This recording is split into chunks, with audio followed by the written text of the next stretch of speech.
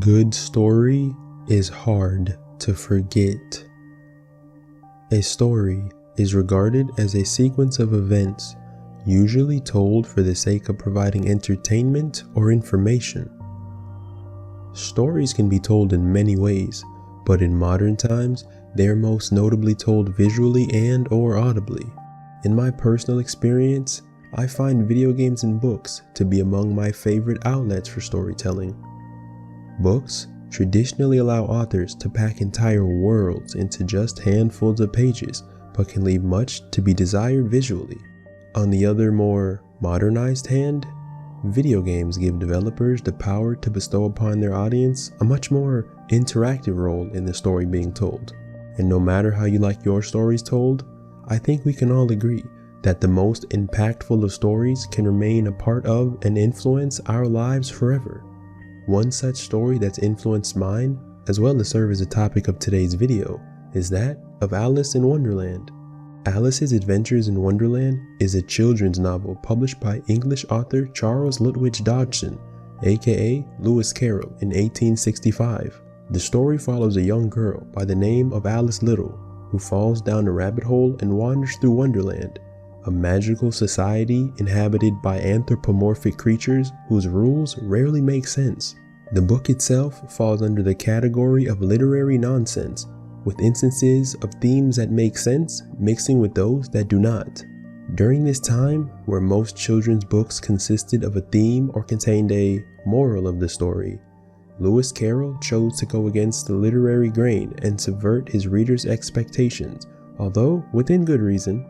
The main theme of Alice in Wonderland, as we will soon find out, is overcoming child innocence and naivety. In other words, growing up and conforming to the confusing and sometimes nonsensical rules of adult society. My very own childhood story of growing up was much like others. I was awkward and didn't have any friends. I was taller than the other kids, always self-conscious, and felt as though I didn't belong in my own skin as well as my hand-me-down clothes. I was unathletic and uncoordinated, and I rarely spoke to people and preferred staying indoors. Books and video games were my passion and the two things that I found myself involved for countless hours out of each day. Books and video games allowed me to escape from my own reality and dive into crazy, dangerous, and fictional worlds unlike my own.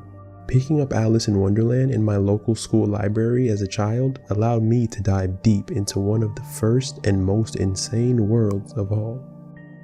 With its colorful sayings and characters, Alice in Wonderland has been the inspiration of many works of literature and pop culture for decades on end. Iteration upon iteration of Wonderland-inspired works have surmised since. Movies, plays, songs, shows, and some of the best video games I've had the pleasure of playing. The games I'm referring to share the name of the book's protagonist Alice, but not just any old Alice. This is American McGee's Alice.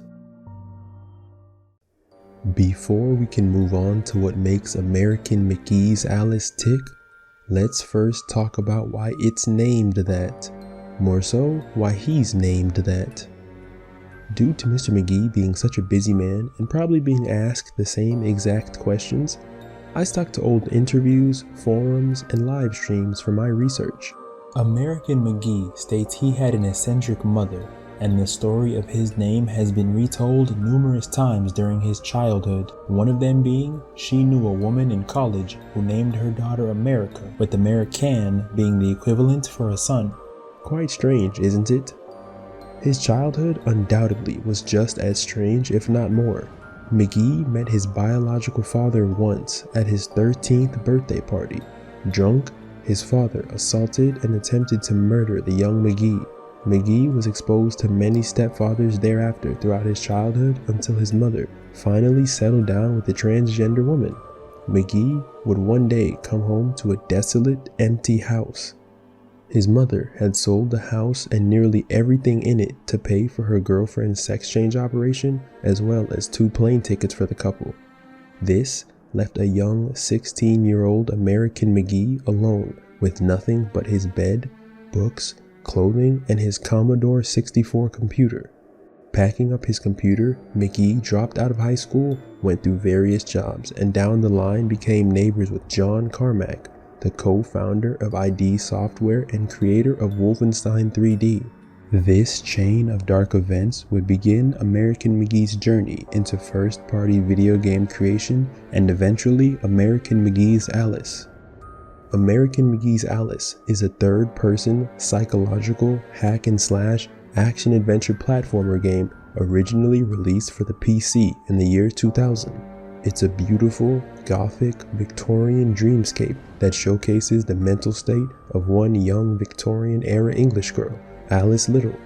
The game allows us to take control of Alice as she tries to battle fantasy in the quest to overcome the guilt of surviving a fire that killed her family in order to return to reality. Published by EA Games and developed by Rogue Entertainment, this masterpiece was designed by American McGee and his incredibly talented team. They had a hand and foot in the early defining 3D shooter era of ID Software games such as Quake, Doom, and Wolfenstein 3D. Despite his involvement in these past works, American McGee wished to design a game that distinguished itself from that era's popular game tropes.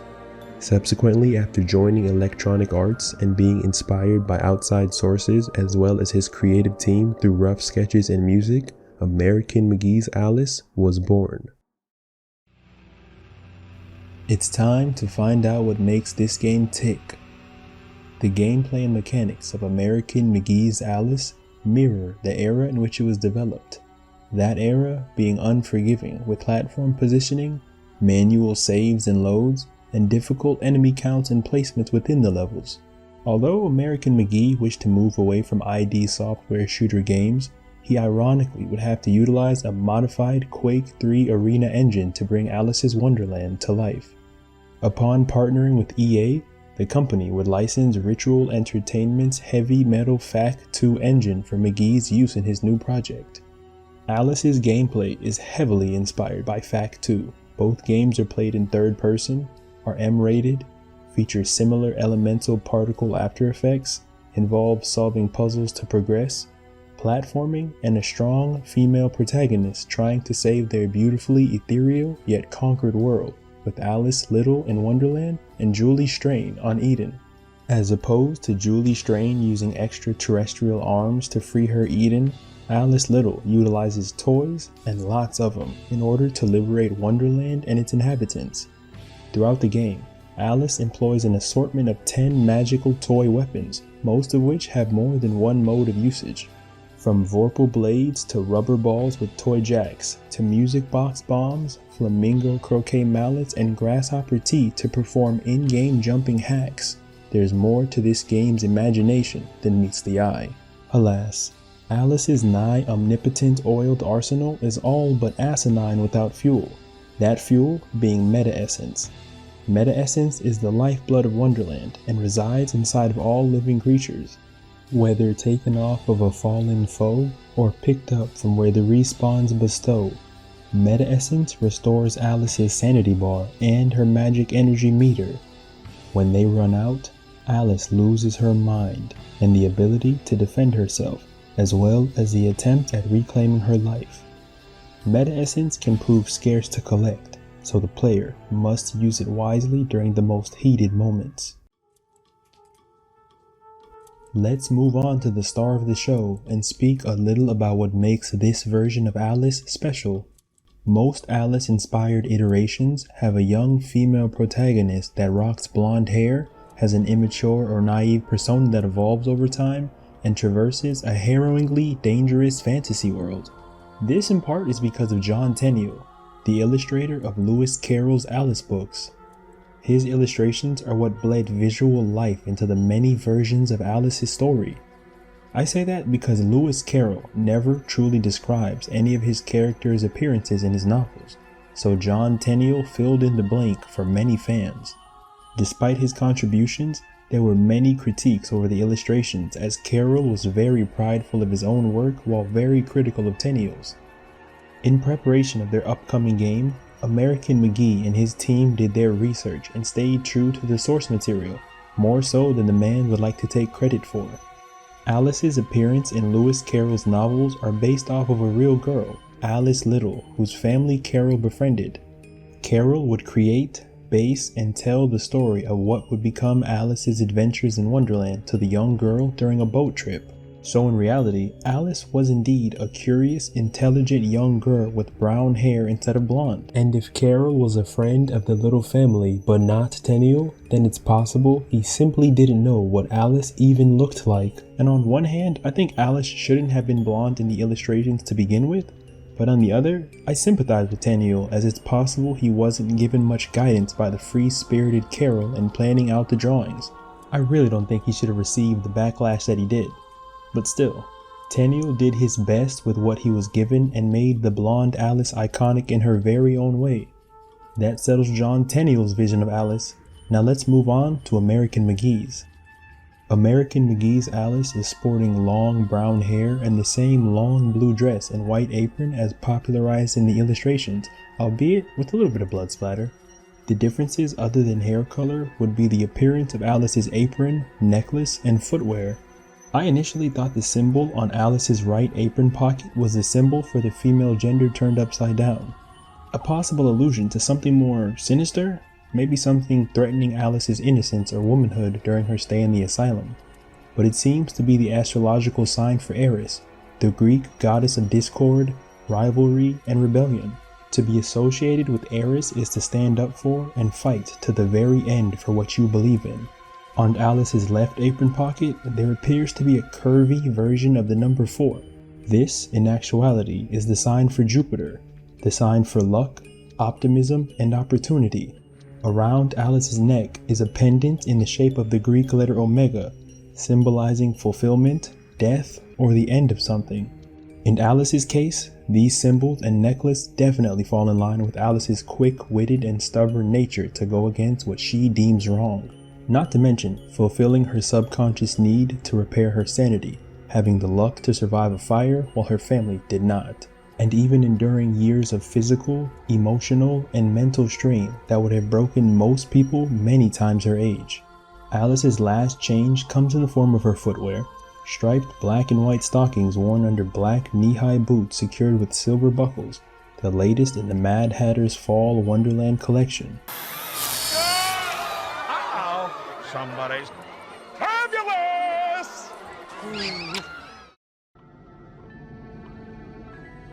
This next section will be short, sweet, and straight to the point, much like this game's musical notes. The symphony played throughout Wonderland is magnificently eerie in all the right ways. The game's soundtrack is scored and written by former Nine Inch Nails drummer Chris Vrenna. His work is evident throughout as the music in American McGee's Alice sets the tone. Rumor has it that Marilyn Manson contributed to some of the playlist, as well as being the inspiration behind the design of the steampunk hatter, and he was even considered to voice the Mercury head-induced Mad Lad at one point. With Chris Vrenna, guitarist Mark Blasquez, and the vocalist Jessica Adams from the group Jack Off Jill and Scarling, it's no wonder this game's musical composition is such a treat. American McGee states that Chris's process involved the heavy usage of Fisher-Price instruments, creaky doors, clocks, and percussion instruments to create much of the game's music. Chris coupled that with manipulated female sound bites to create the eerie vocals for the game. These bites, alongside Jessica Adams' vocal range, included mixes of popular kid songs to add the much-needed background ambience we hear throughout. One such song, My Grandfather's Clock by Henry C. Work, is easy to pick out amongst the masses of music. But aside from that, let's move on to what we really came here for, the story.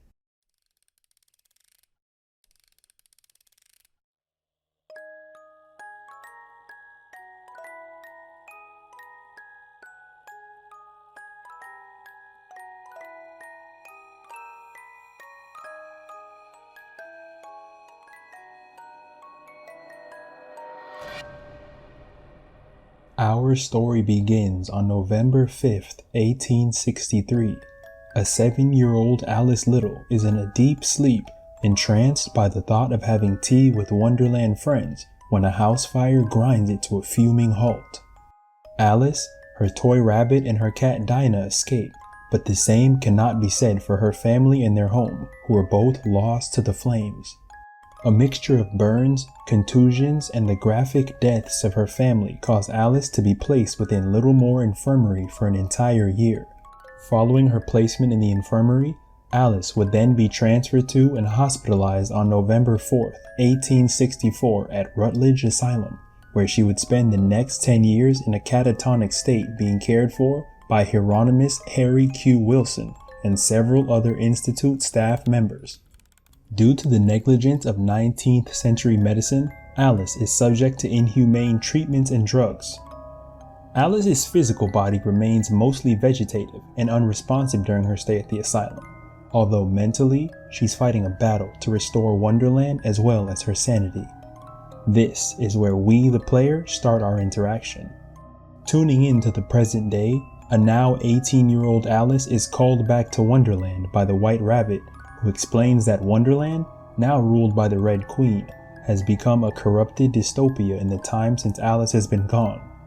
The rabbit prophesies that a champion would free Wonderland's inhabitants from their unjust fate, with said champion being Alice.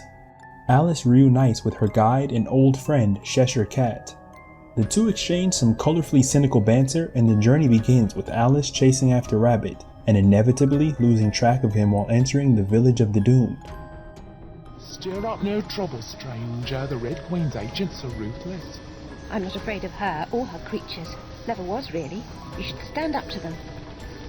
Defiance is useless.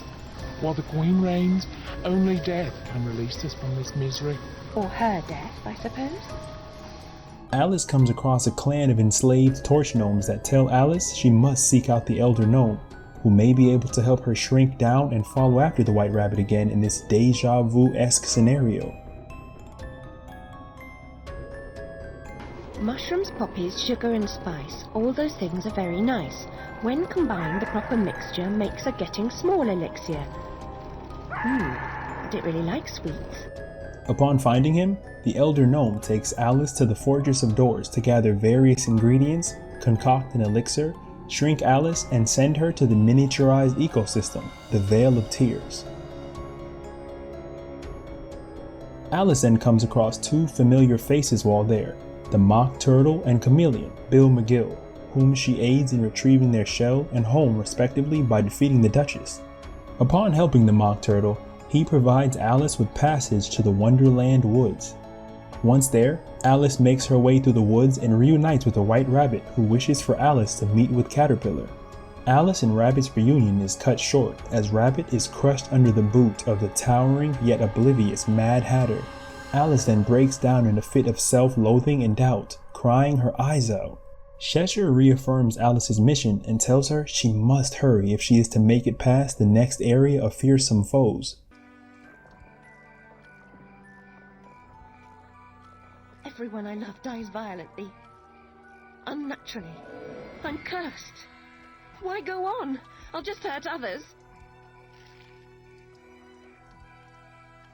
No time for self-pity. Evade these savage soldiers and find Caterpillar.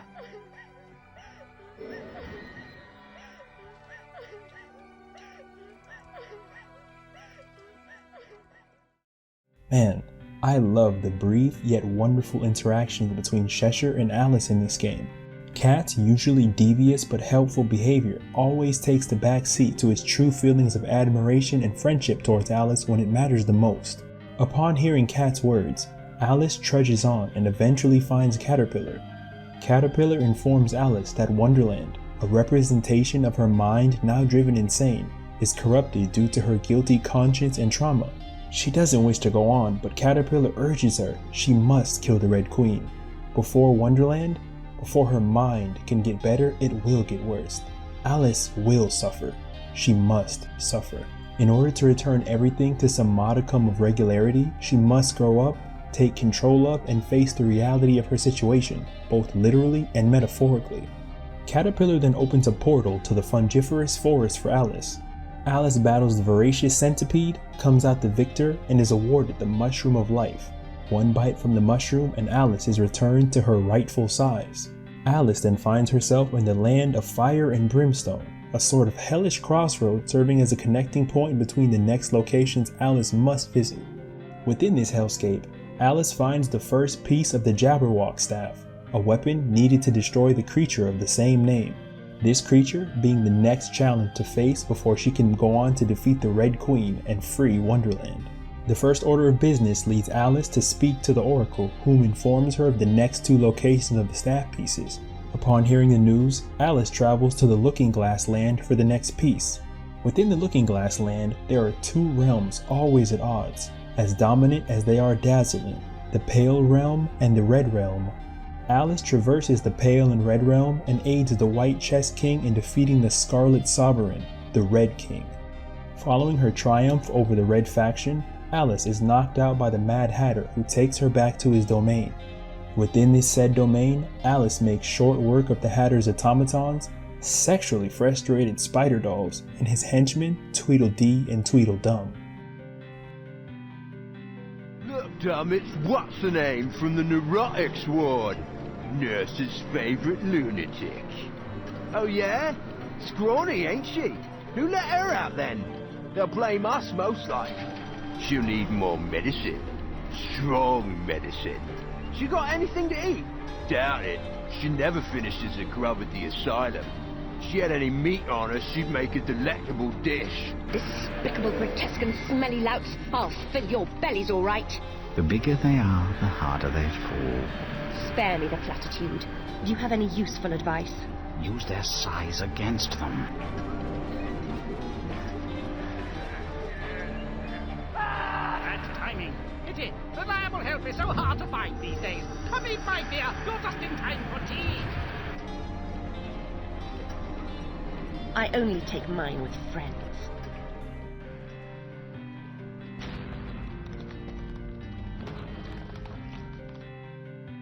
She finds her friends, the March Hare and Dormouse, being experimented on and the mythical creature Griffin being held captive. Griffin tells Alice that the Hatter always returns at 6 for his tea time.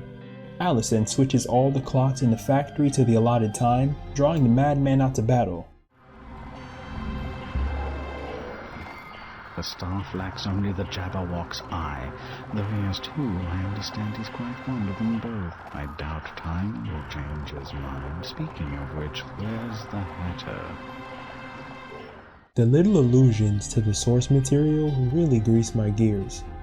The Hatter being obsessed with time is a nod to his singing being so awful during the Queen of Hearts' birthday that she accused him of murdering time, thus causing it to remain dead and still at exactly 6 o'clock.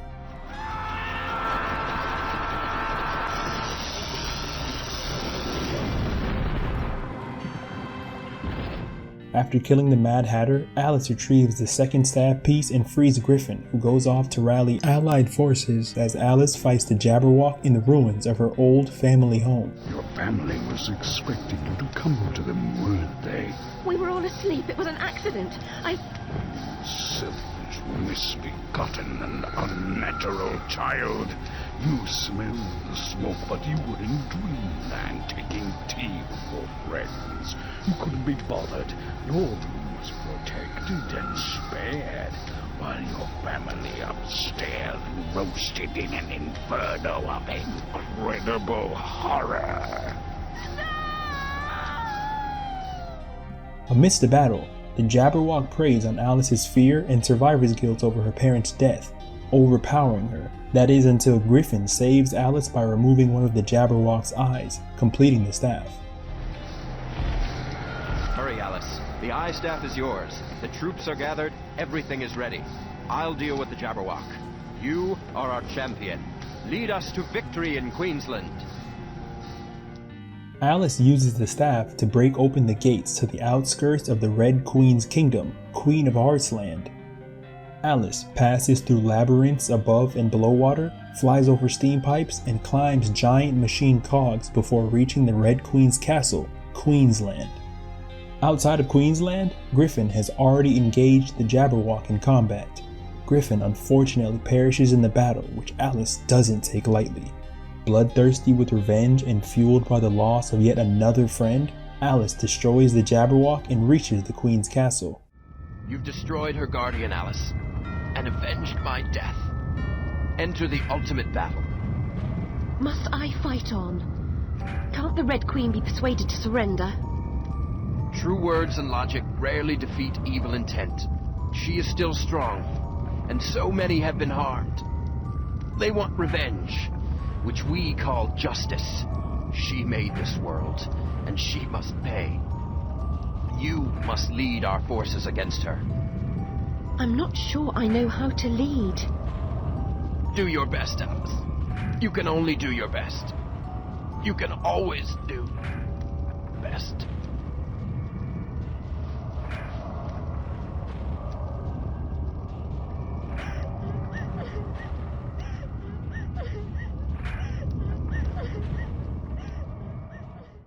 After defeating an onslaught of enemies alongside her reacquainted allies, Alice finally reaches the doors to the Queen's inner sanctum.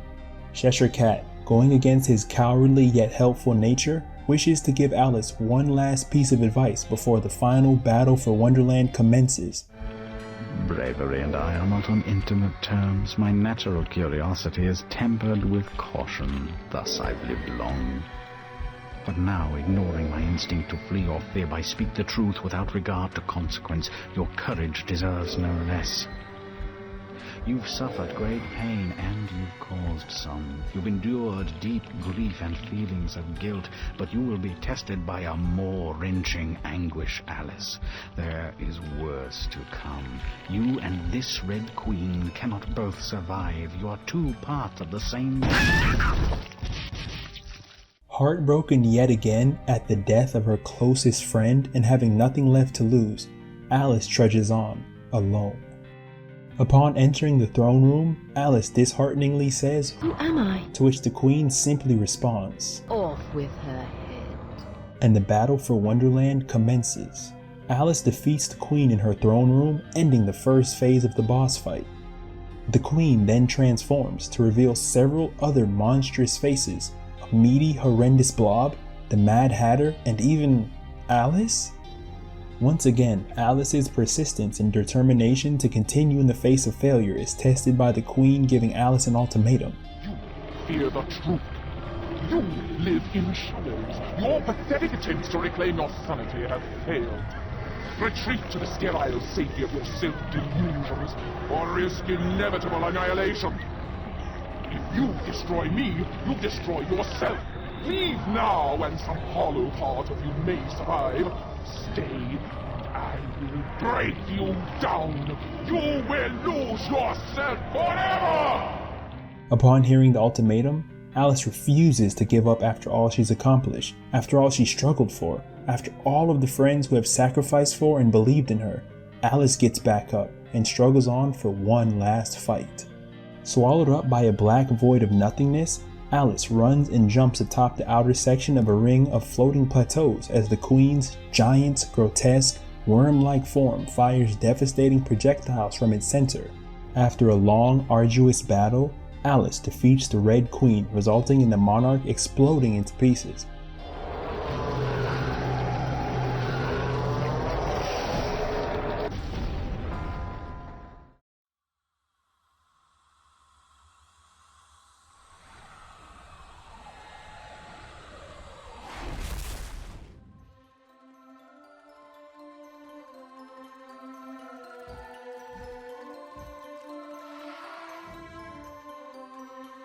Following the victory, Wonderland's barren, volcanic landscape returns to lush grasslands filled with water and wildlife.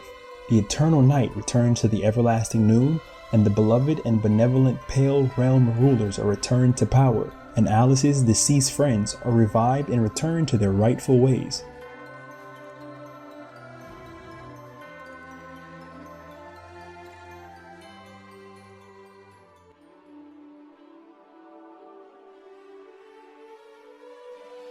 With Wonderland now saved, Alice's mind begins to recover and is deemed sane enough for her to be deinstitutionalized. Alice leaves Rutledge Asylum behind and lives happily ever after. For now. Well, I think I've said all I have to say about American McGee's Alice. One last quick little bias rant before we wrap it up. First things first, thank you to American McGee for designing this game. The inspiration of such a wacky child book like Alice in Wonderland being turned into a depressing, emotional, gothic masterpiece on the PC was a fantastic design choice. Thank you Peter Mack, Darren McNeil, Joe Waters, and everyone else involved in the programming, funding, designing, and inspiration for this game.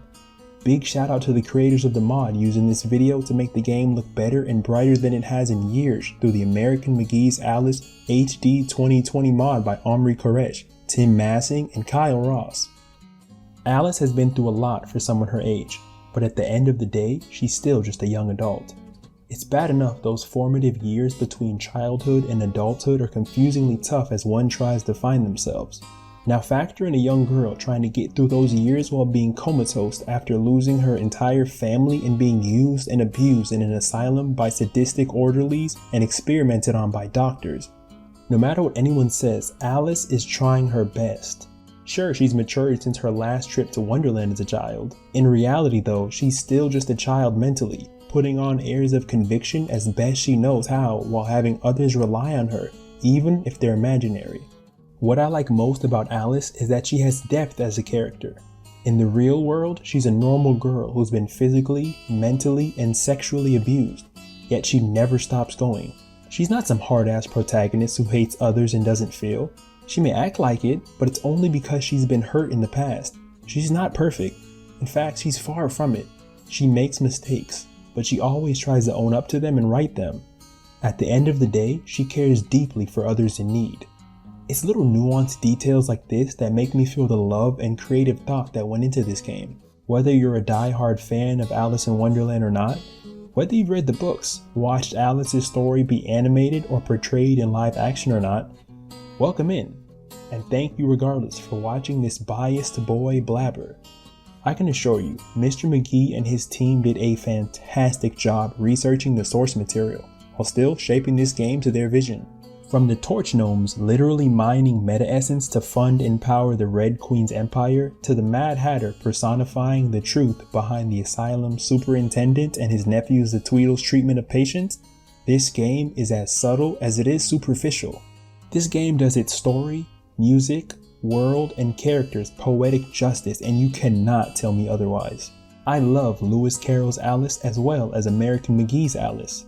They are amazingly well done stories with so much nuance and lore underneath the surface, and it's been hard for not just me, but literature as a whole to forget them. That's no surprise though, as a good story is hard to forget.